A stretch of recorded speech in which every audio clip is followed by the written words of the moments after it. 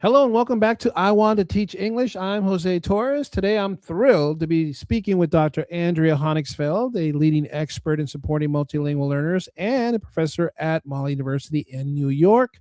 Dr. Honigsfeld has dedicated her career to TESOL, co-teaching, and collaborative practices that help English learners thrive. As a Fulbright scholar, international speaker, and passionate advocate for equity in education, Dr. Honigsfeld's insights are transforming classrooms worldwide. So, as you can imagine, I'm very excited to have this opportunity to speak with her. But before we get to her, let's take a break here for our sponsor. This video is powered by Dubby, the clean energy drink made for focus, stamina, and zero crashes. Whether you're gaming, working, or creating, Dubby helps you stay sharp without the slump. Grab your tub, mix it up, and feel the difference. Use the promo code JVTorres at checkout for 10% off at dubby.gg. That's DUBBY.gg. Stay energized, stay focused, stay in the game with Dubby. Now, like all teachers, I feel the stresses of the day. And as the school year starts to grind, I become a little bit more health conscious. So it's really important for us to live as healthy a lifestyle as we can as teachers because we deal with a lot of stress. And so a year ago, I started to get back into working out, which is why I think and believe deeply in the use of products like Dubby. And that's our sponsor for today's Dubby. So go to dubby.gg and use our promo code JVTorres to get your discount. You got to get at physical activity in the mix. It can't just be about diet.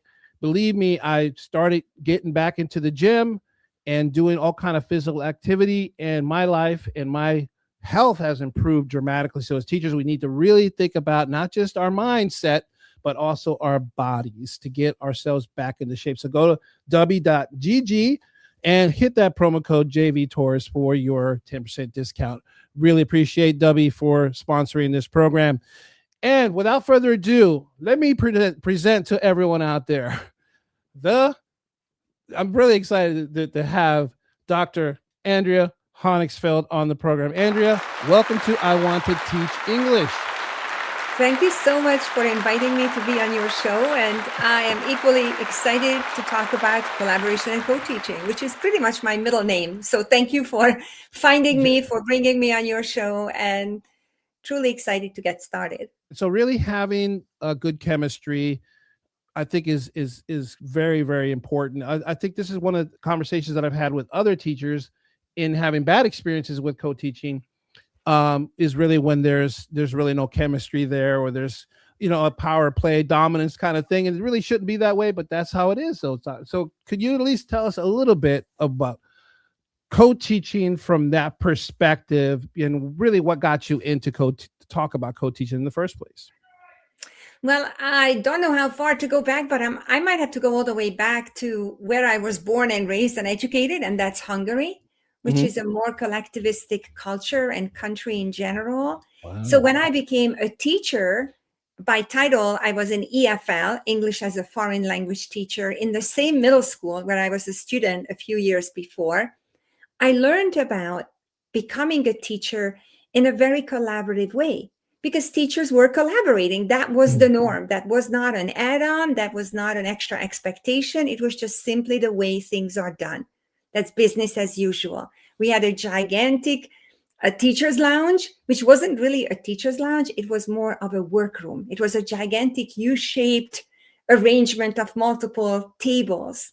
And I was positioned right between the language arts, which was called at that time, of course, Hungarian language and literacy people, and then the language people who were teaching various foreign or world languages. So collaboration was just something that I have learned as a way of being.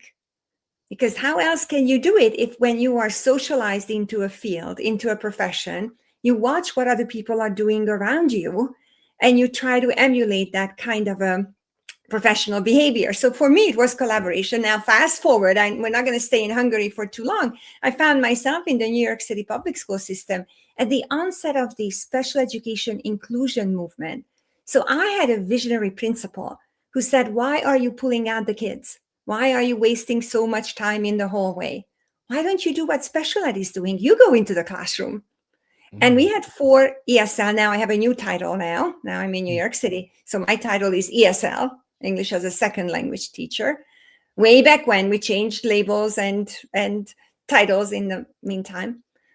But out of the 4 ESL teachers, I was the only one who said, yay, I get to do this again. I get to collaborate. I get to be part of a teacher community. And all the other teachers said, nope, not for me. So I already observed that cultural dissonance, that I grew up with one type of thinking about my profession and myself.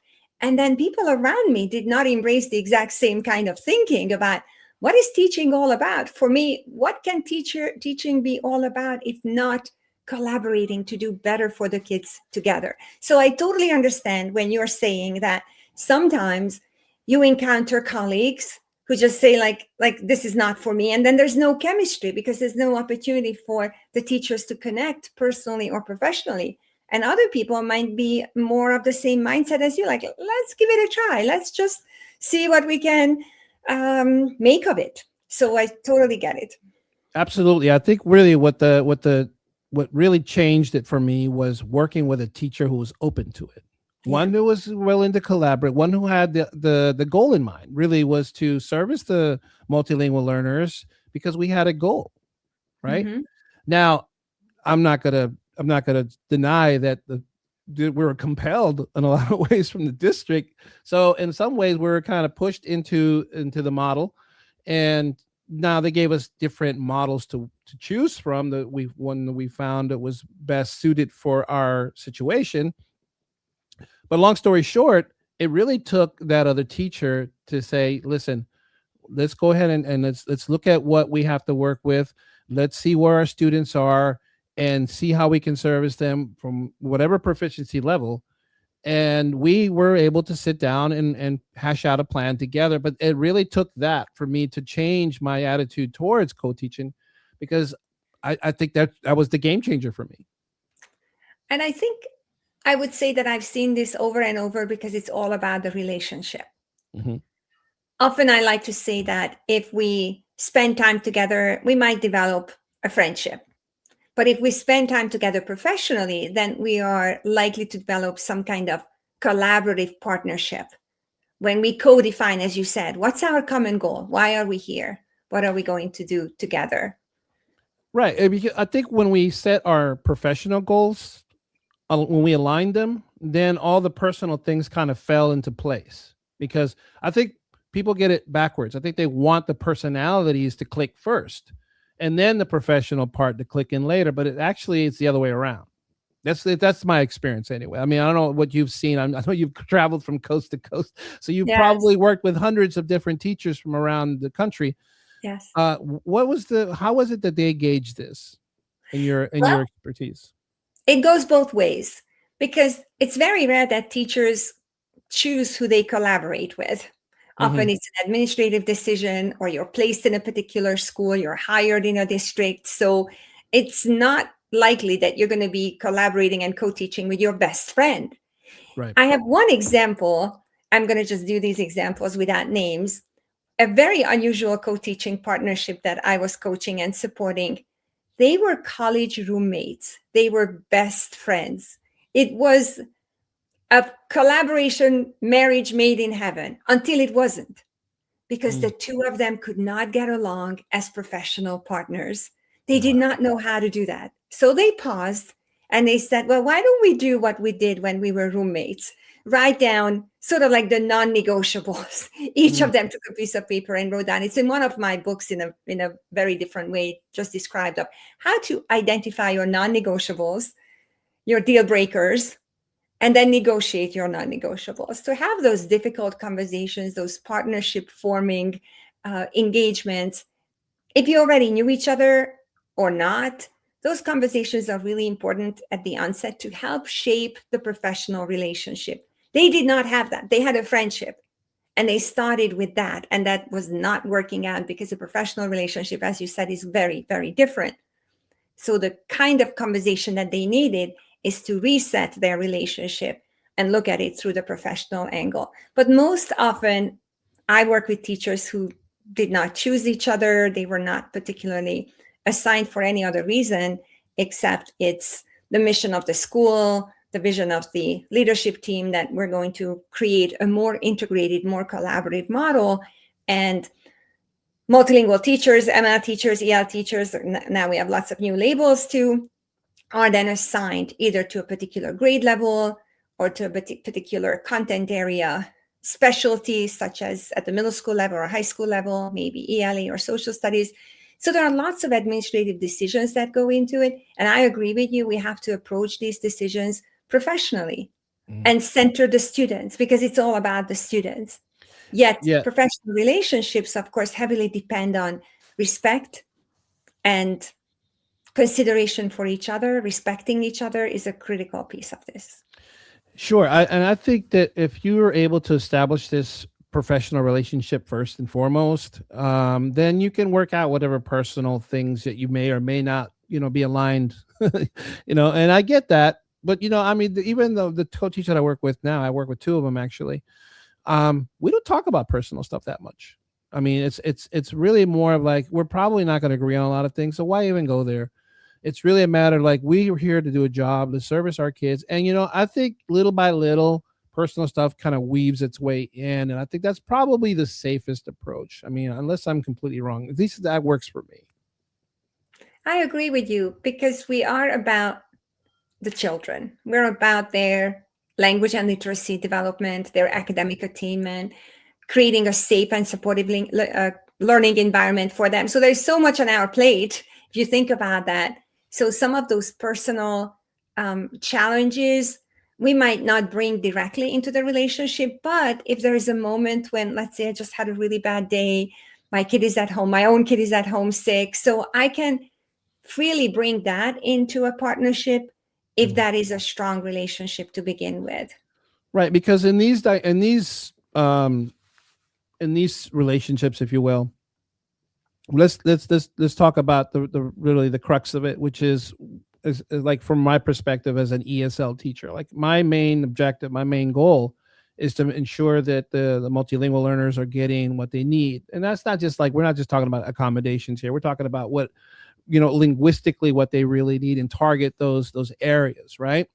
So, and that's more than just zeroing in on strategies and, differentiating things in the curriculum, that sort of thing. But really what we're talking about is, when you're talking with a gen ed teacher, there might be some misconceptions there. They may have some ideas that are probably rooted in some kind of something that isn't based in like the actual work that we do as, ESL teachers.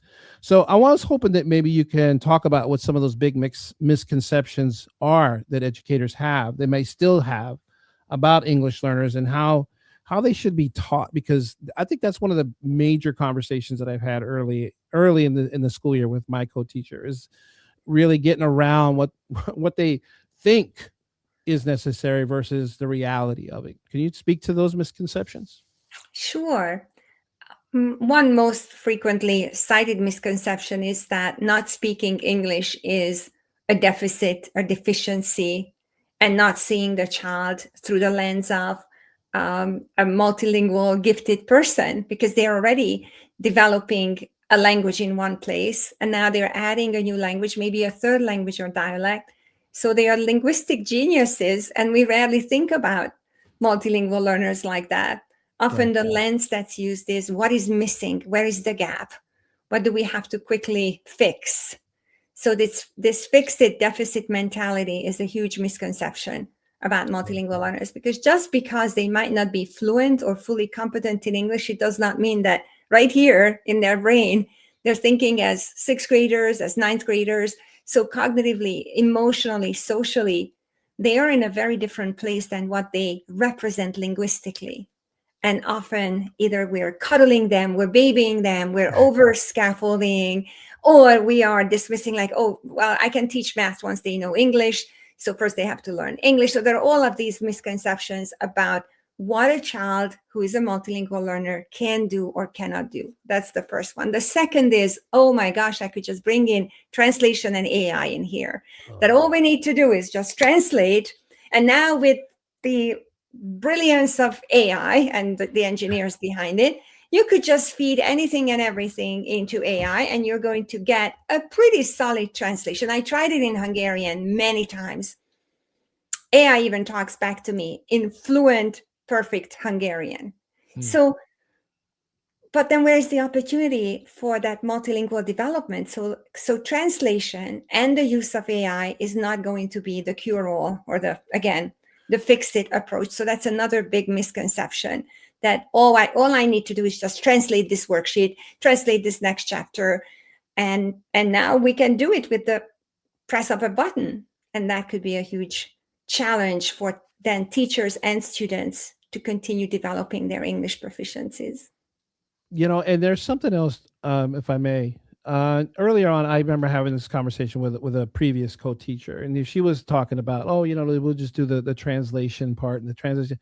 But there's and correct me if I'm wrong here, Dr. Honigsfeld, but I believe that there's a lot of studies that show that too much reliance on L1 could have some kind of interference in the L2. And let me just backtrack just a little bit, because I believe that if there are errors committed in the L1, that those get transferred over to the L2, if I'm not mistaken. At least that's what some of the studies I read say. Are you familiar with those interferences? I think I'm more familiar with the studies that value translanguaging pedagogies and the students' full linguistic repertoires. But I think the studies you're referring to might be the studies focusing on, or the research focusing on, interference and language transfer. Mm-hmm. So some characteristics of my L1 are going to show up in the way I use L2, yet as a bilingual, multilingual person, my languages don't live in separate compartments in my brain. So that's, to me, the most fascinating research. There's just so much research emerging, so much good stuff out there. And often we look to something that is going to further validate our beliefs about multilingual learners. And since I strongly believe in this unified system of linguistic capacity, that I can tap into my multiple languages or linguistic capabilities at the same time, I wouldn't want to take the L1 away from anybody, but we cannot over-rely on translation as a scaffold. So translation and translanguaging are two different things, right? Approaches. So that's the one that I really meant to emphasize, that translating something is a direct version of whatever was previously presented in English. Now you don't even have to go to the English text, because here it is in, you name the language, and it's going to be available to the student. But in translanguaging pedagogy, we're inviting the students to use their full linguistic skill sets and be able to access the material in one language, then engage in a conversation in another, maybe have an outline drafted both multimodally, so maybe visual literacy is brought into this as well. So it's this multimodal, multilingual, multidimensional approach to helping our students figuring out what are we learning and how are we using all these different linguistic systems is what inspires me the most from research. Yeah, no, I agree. And I also only brought up that other case because I wanted to dig a little bit deeper if I could, because I want to pick your brain at this, because this is we're going into a really good place, and it's something that I really want to hone in on. And that is talking about, like, I remember this is a couple of years ago, I was talking to another teacher, and they were like, well, when you're translating these things to the students in their L1 and thinking that that's just going to transfer over. And I said, well, hold on a second. So like, here's what I found, Dr. Honigsfeld. Translating it into their L1, okay, because I'm a fluent Spanish speaker, so I would discuss it with them in Spanish, right? But what I was finding was that I had to explain it and try to get them to conceptualize all the concepts in the text in their L1. So like they were having trouble with the understanding of the concepts, period. So it was like I was almost teaching them in Spanish, and it got to the point where it's like, hold on a second, they're not understanding it on its face in their L1. So I have to go deeper into the lesson in their L1 in order for them to even get the concept before we can translate it into the L2. You see where I'm going with this? It's like It became more and more work. I got deeper in the mud, if you will, And this was an issue, and I was having a hard time conveying this to the teacher. She really wasn't getting it. I was like, just because I translate it to them doesn't mean that they understand it. I agree with you 100%. My favorite example for that is westward movement. If I translate westward movement into any language, I'm not going anywhere with it because it's just a translated concept. But what is the concept? Right. What is the historical significance? I still need to learn that in one language or another. So since this is a new concept for the students, why not use multimodality rather than translation? Because then you end up exactly what you said. You end up now teaching a concept that showed up in American history in Spanish, and the kids are twice as confused because now they're trying to make sense of something that has a lot of concepts or other ideas attached to them in English, and not so much in Spanish. Is there a phrase such as westward movement in Spanish? There's no such thing in Hungarian. I can't even translate that. Some things are untranslatable because it's so unique to the content or the concept that you're teaching. Because as you know, Dr. Honigsberg, it's like language and culture are inseparable. And there's so much nuance in the language that sometimes those nuances can't be translated. At least not in literal terms, because if you try to, then it's like it becomes even more confusing. You know what I mean? So we have those issues that we have to address, those challenges, if you will. Okay. All right. We went around the corner on that one. That's okay. So let's talk a little bit about some of the work that you published. You're a well-renowned author in this field. You've written extensively about 7 models of co-teaching. I have a feeling that a lot of those models, if not all of them, have somehow ended up in my district, and we're talking about it, right? So which models do you find are most accessible for schools starting this work, and what makes them successful? Because I'm pretty sure as you go, and I think I ran into you, where was it, in Little Rock? I think I ran into you. Was it Little Rock, right? So, you know, in these areas, these very rural parts where they really haven't had a lot of experience, if you will, dealing with this. I mean, how do you start from the ground up? So I wouldn't start with going one by one and reviewing the 7 models. Usually what I do instead is identify for any group of educators that there are really 2 major configurations. Are all the students together and the 2 teachers are teaching the students as a unit, or are we grouping the kids? So that's where we can just start thinking about configurations, as I said, and not models yet, and then create a flow to every lesson where we start the lesson together so that we communicate visually as well as pedagogically to the kids that you have 2 teachers here, not a real teacher and a helper.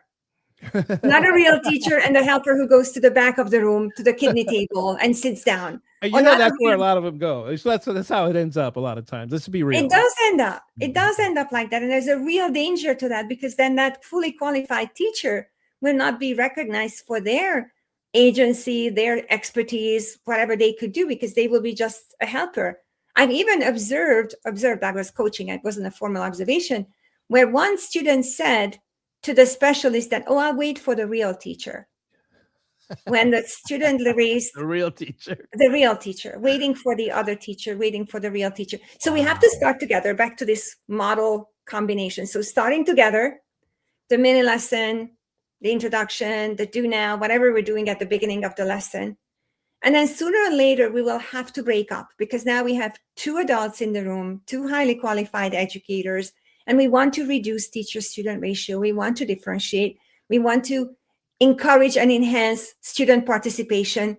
So a wonderful way to do that is to establish 2 groups and then come back together and end the lesson together.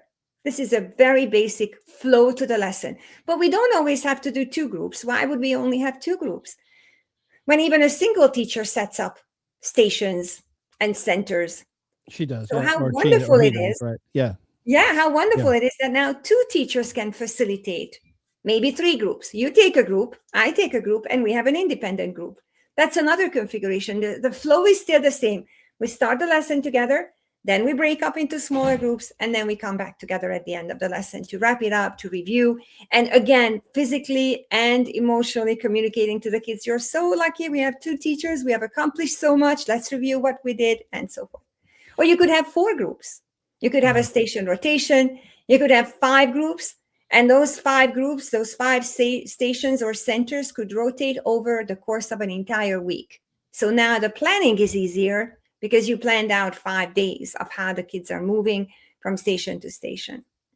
So that's how I start, not naming the 7 models because it could be overwhelming. Yeah. But ultimately, once we understand this flow and understand that what we want is maximizing instructional intensity, that one teacher is not holding up the wall. I've seen that before, literally. Or the orbiter. I call them the orbiters, where they're just kind of floating around. In Buffalo, New York, a teacher referred to their role as, I'm the language whisperer. Right, yeah. Well, I mean, like you said, you have 2 highly qualified teachers in the room. I mean, you can get more done, I guess. You can cover more ground. I would love to, you know, and I'm fortunate in that I work with teachers that are open to that sort of thing, but it wasn't always so, and it isn't always so. So anyway, like you said, you know, there's a configuration that works. You got to find what works for you. All right. So shall we move on? Sure. Okay. So many educators working with adult ESL. Now you're entering more like where I'm at. This is one of my fortes, if you will. Many educators working with adult learners, like I do, operate outside the K-12 system. What advice do you have for fostering collaboration in adult ed and community-based classrooms? Because we don't always have that luxury of having 2 teachers in the classroom. Not when you're dealing with adults. I think probably thinking about the adult context, the practicality and the applicability of what we teach adult English learners will be really important. How to write an email, how to have a conversation with a teacher, how to learn. So having some sort of consistent practical applications that the adult educators can share and build on. Because whatever program you're using, whatever curriculum you're using, was typically not written for the students who are sitting in front of you. Right. Their challenges, their problems, their local context will not likely be represented in a commercially produced material. I'm not putting down the materials, of course, but just simply recognizing that a real powerful way of connecting with adult learners is to make the learning authentic. It's applicable, that's immediately connected to their lived experiences, that they could use the language. Let me ask you something. Do you think that this idea of co-teaching would ever be adopted in like higher ed? Do you think that would ever happen, or is that just like a pipe dream? Really? There's it has already been. Actually, where? I've done it. Other even in teacher education. Really? Yes. So in the university. Talk about that. I want to see how that dynamic works. Oh, I'll tell you quite a few examples I know of. So one example that I know of is the freshman core course that the students have to take at my university, and probably just about all universities, that onboarding course. And at Malloy University, where I am in New York, they co-teach that. So that there are 2 different, it's a 4-credit course. So the 2 professors each get 2 credits as their workload, because it's a 4-credit course for the students. Gotcha. And they experience that 7-week course exploring what it means to be now in college and university, what it means to be that curious, inquisitive person that you are supposed to be as a college student, and so forth. And of course, they learn about some content related to humanities and research and so forth. Another thing that I've seen beautifully done also at my institution and elsewhere too, is when a special education professor teamed up with a social studies professor in teacher education. So they co-taught the class, which had both a social studies methodology content and special education methodology content integrated, just to show the students that when you go out in the real world as a special educator, you're also going to be co-teaching and collaborating with colleagues. And then I co-taught a class that was so beautiful. We've done it for about 4 years with a professor from the English department. He was African-American, and I'm white, I was an African-American male professor. I'm white, but as an immigrant, I have the immigrant experience. So we had so many dimensions of our identities Wow. that Yeah. we brought together. And it was a course on social justice and equity. Wow. So that was very, very dynamic. Sounds like a fun class. It was a fun class. We loved it very much, so much so that we had a creative teaching day celebration every year. And one year we were put on the pedestal and we were showcasing how we do this, how we engage our students, always sitting in a circle, always creating that welcoming environment, and a very unusual environment in the college classroom. It was actually a doctoral program. So I've seen it at the undergraduate, graduate, and doctoral level. It's possible. It's doable. Wow. That's incredible. So it does exist. It does happen.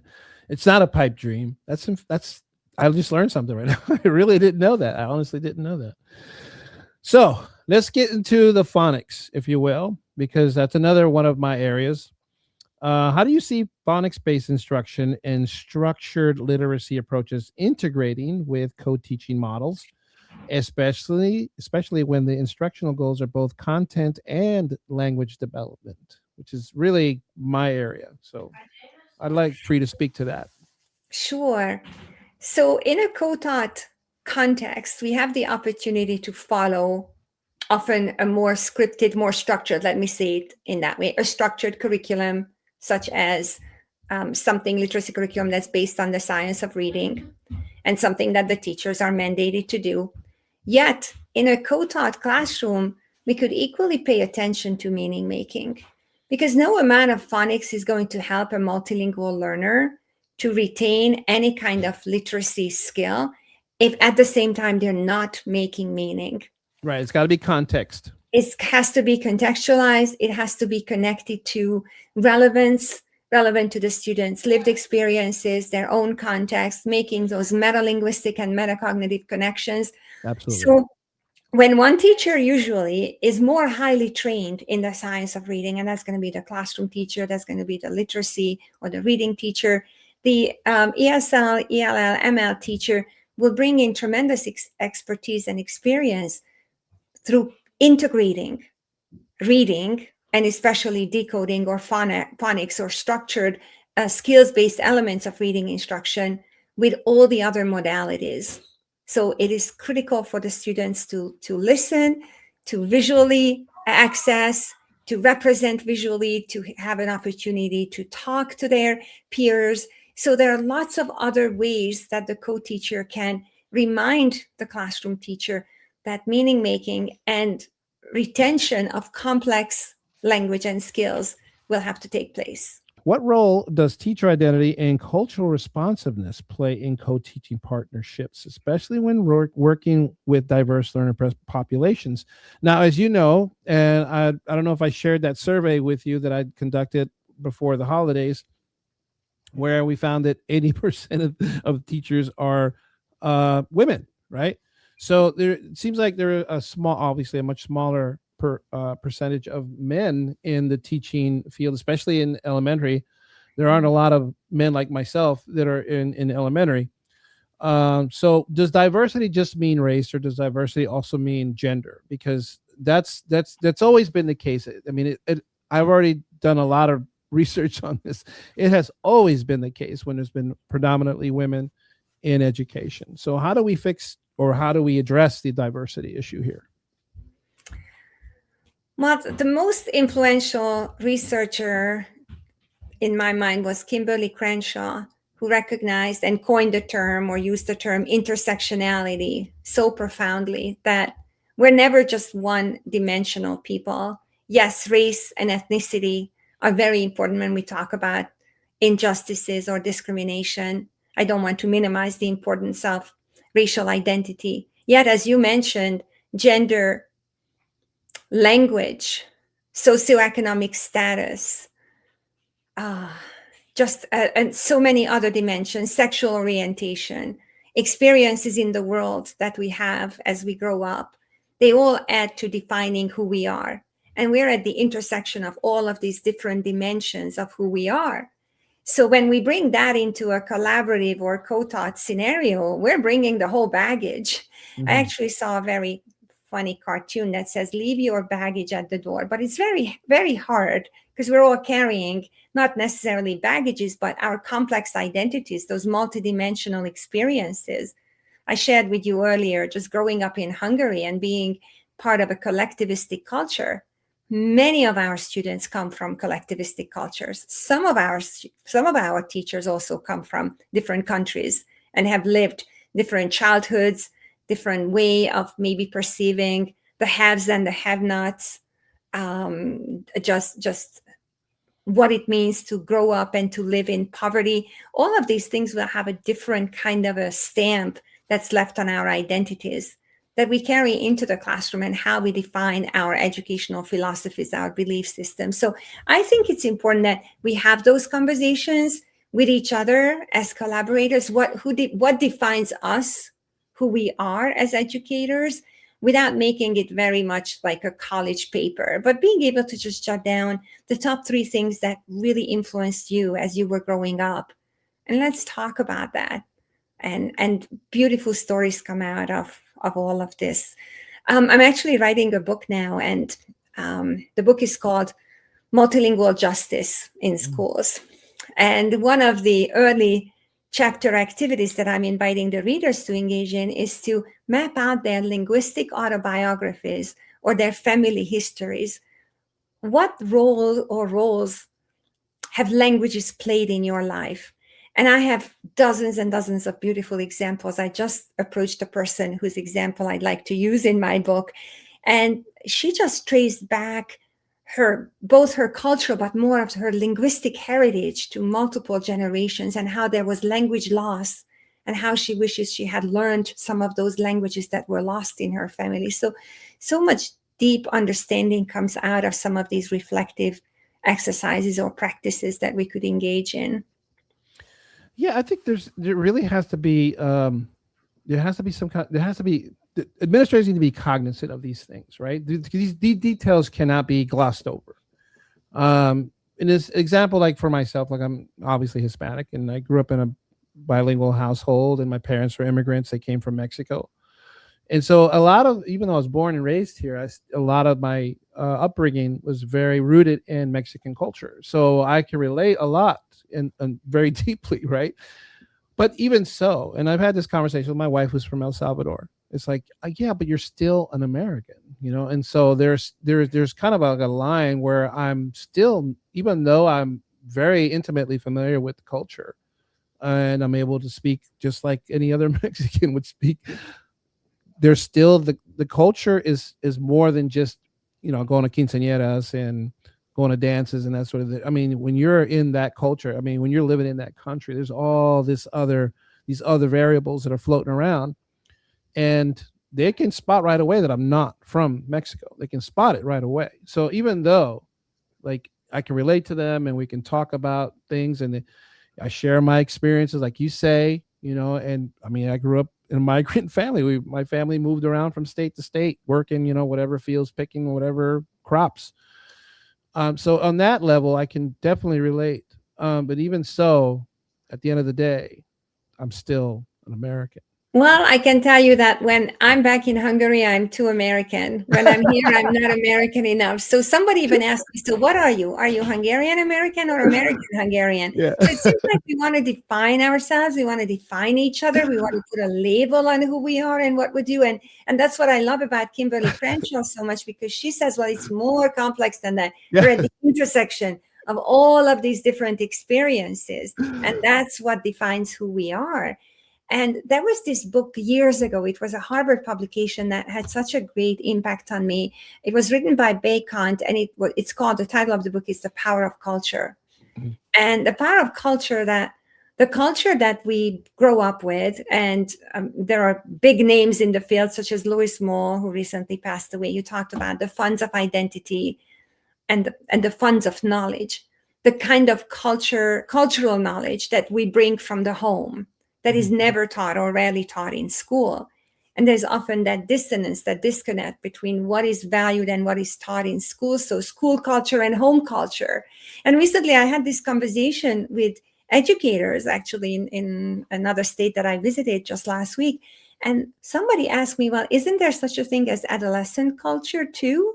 Because if we were talking about the 6-7, Yeah. like Right. The 6-7. the Oh, six no, seven God. came up. Oh, gosh. Somehow it came up. Like, yeah, like you're not Yeah. allowed to say that. Or so we were talking about, it was a middle school setting that I was visiting, and the teachers were basically grappling with this idea of most of the students come from a Hispanic background, yet there are very important yet nuanced differences in their cultural upbringings, or what they, it's not just the food and festivals, but getting deeper and deeper into understanding what matters to the kids. And then one teacher said, well, how about just being a teenager today is very different from being a teenager when the teachers were growing up, or if there's generational difference between the co-teachers. So we had such an amazing discussion, because all of a sudden age was a dimension of identity and culture, and what we bring with us when we represent different age groups in an educational setting. Oh, let me tell you, I was a little kid, like, asked, he was, I forget how we got to the point where they were talking about a remote control. Like, their dad had yelled at him about a remote control. So, did your dad ever yell at you about a remote control? I said, me? There were no remote controls. And I was like, what are you talking about? She goes, there were no remote controls when you were a kid? I'm like, no. It was, I think we had like 3 channels, if anything. There was no cable. There was none of that stuff when I was growing up. And they you couldn't wrap their little heads around that. I go, what do you mean? I'm like, so it's like you said, there's like just totally different worlds. We come from totally different worlds. But that's okay. Like, it's okay. We're different. Everybody's different. I mean, if you go down the line, you can talk to anybody and they're going to have a completely different story, right? So, Yeah. like, at what point is it, like, when you talk about diversity, this is why I get into this conversation. I like talking about this diversity angle, because at what point is something diverse? I mean, if everybody's unique in their own way. Well, there are patterns. There are definitely some ways that we recognize similarities in behaviors, in values, in customs among groups of children, groups of adults. And there's always idiosyncrasies. Like, Mm-hmm. I don't represent Hungarians. I'm not the ultimate Hungarian here. I'm just one person who happens to be Hungarian. There's just, again, this nuanced understanding of both belonging to a group of other people who are somehow similar than me, or similar to me, and also different than me. So you had mentioned this earlier, like, when you go back home, the Hungarians say you're an American now, right? So it's Yeah. like funny, because I used to, before I became a teacher, I used to do biomed. Long story, but anyways, I used to do a lot of business in Puerto Rico, right? So I'll share a really quick story here. So I go to Puerto Rico, and in Puerto Rico they would call me medio gringo, half gringo, and I took it as a sign of affection anyway, because we did a lot of business together, we'd laugh and whatever. But then they decided that the company we decided to do, we're going to try to open up a business satellite in Chile, right? I don't know if you've ever been to Chile or not, but when I got to Chile, it's like I wasn't even medio gringo. I was completely gringo to them. Like, I was not, in the way I would speak Spanish to them. They were like kind of joke about it. Like, they were just had such a different standard for Spanish and a different standard for what they would consider Hispanic or Latino or whatever, that I didn't meet any of the criteria at all. It was so weird. It's like, when you think about stuff like that. Yeah. Yeah. I think for me, it's partially because I'm married to an American.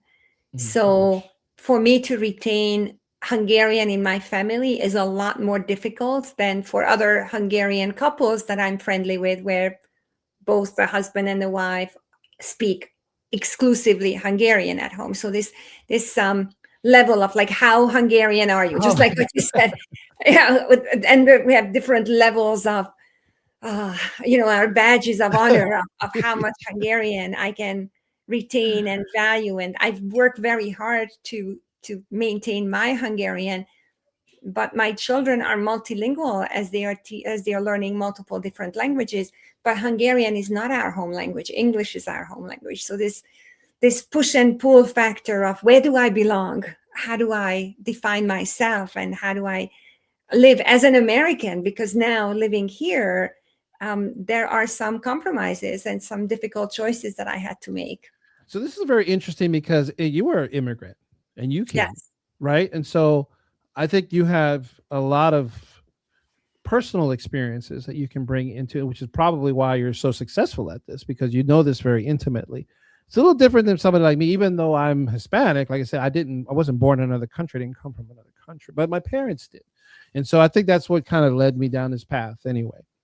And it's why it's so passionate, because I don't view my students as, but when I'm talking about my adult students, I don't view them as, oh, they're immigrants here to want to learn. I see somebody's mother, I see somebody's father, somebody's sister, somebody's wife, etc. Because that's like my mom, that was my dad. And so, and I wanted, they'd come to their class pinning their hopes on you. That's an enormous responsibility. I think teachers, for the most part, do take that very seriously. But then there's some that probably don't realize the importance or the impact that they have on our multilingual learners anyway. So. It's very interesting what you said, because I quickly refer to how I work at Molloy University, which is in Rockwell Center, New York. It's a Dominican institution. It's a Catholic institution. And the Dominican sisters have had a long-standing tradition of supporting immigrant families, and especially immigrant women. So for years, I was providing professional development to the volunteers who were teaching immigrant women English. And I was supporting them.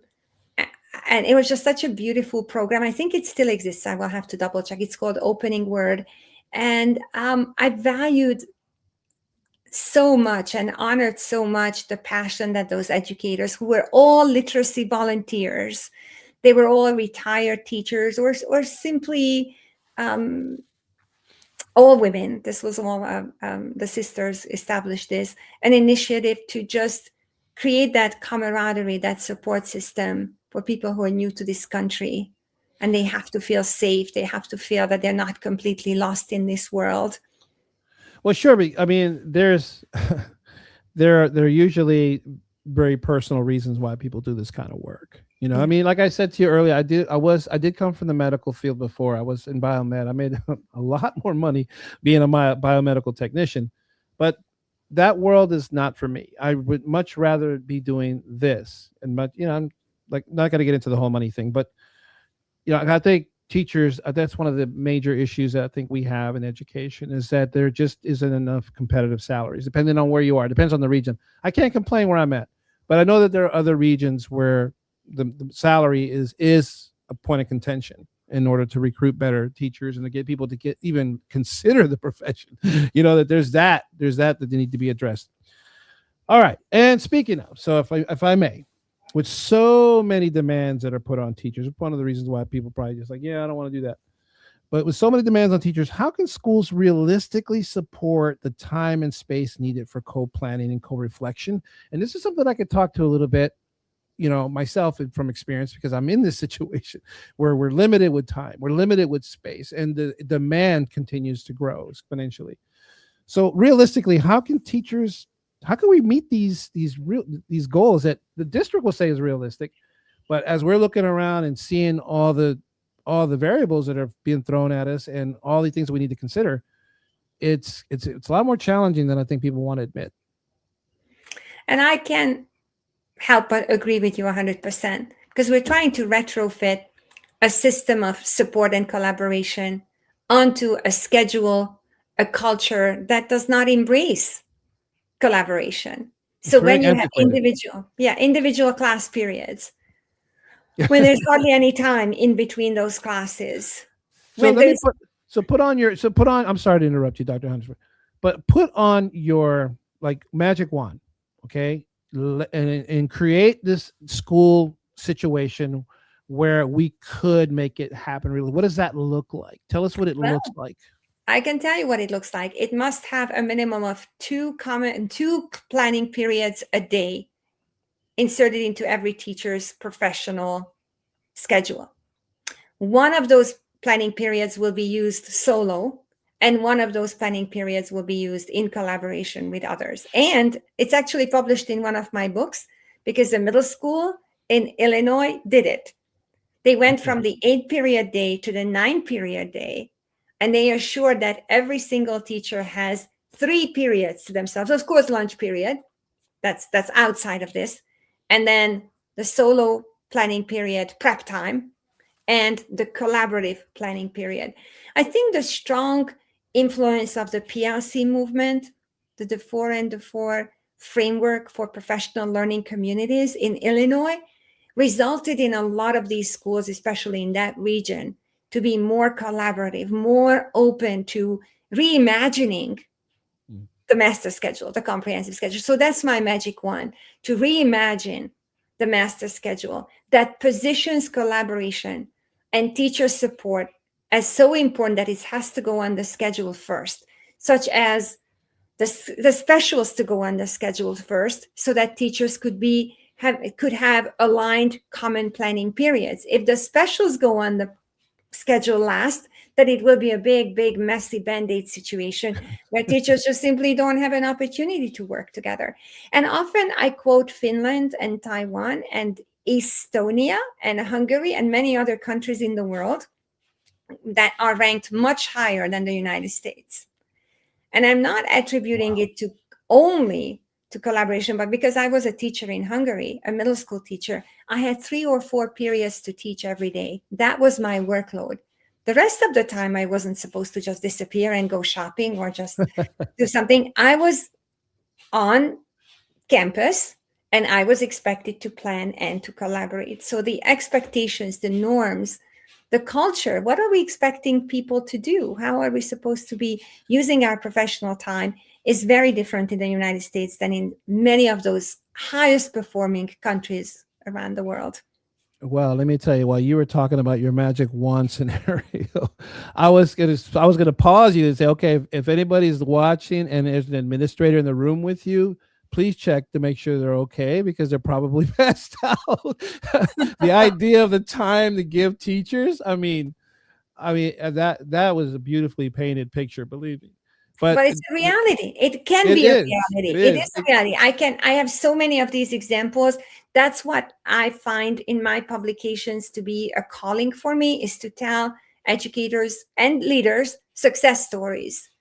So that I can make this all up. Obviously, I can figure this all out. But instead, I have dozens and dozens of case studies and examples and teacher artifacts and master schedules and all those things inserted into my books as an inspiration that it is doable.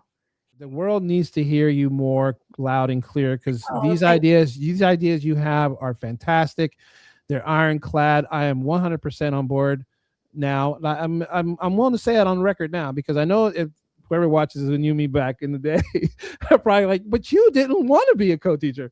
True, 100% true. I don't deny that, but I have had a change of heart over the last couple of years, and it really boiled down to the teachers I was working with. What keeps you inspired? This is my final question for tonight. What keeps you inspired in this work after all these years that you and I have been doing this? What gives you hope about the future of English learner education? I think it's the children. It's the children, looking at them, looking at their beautiful, bright faces. I'm working on another project, which will be called Reclaiming Care and Curiosity.